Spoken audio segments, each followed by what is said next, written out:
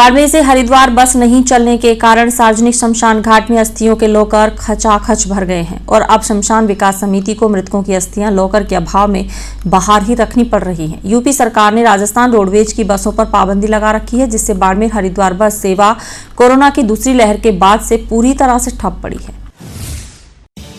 बाड़मेर से हरिद्वार बस नहीं चलने के कारण सार्वजनिक शमशान घाट में अस्थियों के लोकर खचाखच भर गए हैं और अब शमशान विकास समिति को मृतकों की अस्थियां रखने के लिए काफी परेशानियां उठानी पड़ रही हैं। इसकी सबसे बड़ी वजह है कि उत्तर प्रदेश सरकार ने राजस्थान रोडवेज की बसों के प्रवेश पर पाबंदी लगा रखी है। इससे रोडवेज बसों से सफर कर अस्थियां विसर्जन करने के लिए हरिद्वार जाने वाले लोग भी बसें शुरू होने का इंतजार कर रहे हैं। साथ ही बाड़मेर से हरिद्वार बस सेवा का संचालन नहीं होने से सरकार द्वारा कोरोना काल में शुरू की गई निःशुल्क अस्थि कलश योजना भी बाड़मेर में ठप होकर रह गई है। बाड़मेर रोडवेज के मुख्य प्रबंधक उमेश नागर ने बताया कि यूपी सरकार ने राजस्थान रोडवेज की बसों को अपने प्रदेश में प्रवेश पर रोक लगा रखी है। इससे कोरोना की दूसरी लहर के बाद से बाड़मेर से हरिद्वार बस संचालन नहीं हो पा रहा। लॉकडाउन के बाद से यूपी प्रशासन द्वारा निगम की बसों के लिए अभी इजाज़त नहीं दी गई है कि बसें यूपी होते हुए उत्तराखंड जा सकें, इसलिए रोडवेज की बसें बाड़मेर फलोदी आगरों में बंद नहीं जाती। तो सर किस किस रूट से जाती थी और अब क्या है? बाड़मेर आगार की शिव बाड़का होते पोखरण फलोदी बीकानेर हिसार होते हुए हरिद्वार जाया करती थी। तो वर्तमान में यूपी सरकार द्वारा परमिशन नहीं दिए जाने के कारण उक्त बस सेवा बंद पड़ी है। बाड़मेर के सार्वजनिक शमशान घाट की बात करें तो यहाँ कुल 6 अलमारी हैं जिसमें मृतकों की अस्थियां रखी जाती हैं। 6 अलमारियों में 112 लोकर हैं जो खचाखच भर चुके हैं और इसके अलावा अन्य मृतकों की अस्थियां शमशान विकास समिति को लोकर के बाहर ही रखनी पड़ रही हैं। शमशान विकास समिति के संयोजक भैरव सिंह फुलवारिया ने बताया कि कोरोना की दूसरी लहर में 167 अस्थियां शमशान में रखी गई थी। इसमें 26 लोग अपनों की अस्थियां विसर्जन करने के लिए ले गए, जबकि 150 से अधिक अस्थियां अभी भी शमशान के लोकर और वैकल्पिक व्यवस्था कर रखी गई है।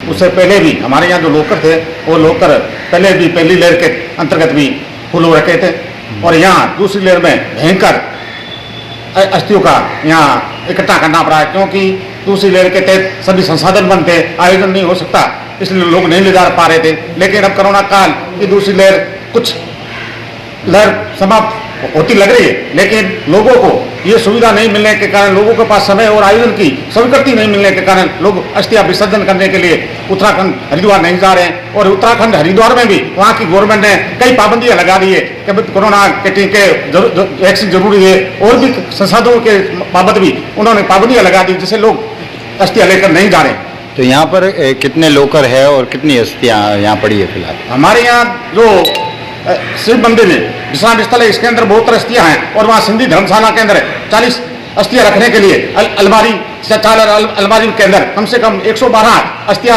के लोकर रखे गए हैं जो ओवरफुल हो रखे हैं। और बाकी जो अस्थियां जो यहाँ रखने के लिए हमने अन्य एक व्यवस्था की है, उसको एक पार्ट में संदूक में इकट्ठा करें जिससे लोगों को कोई दिक्कत नहीं आए।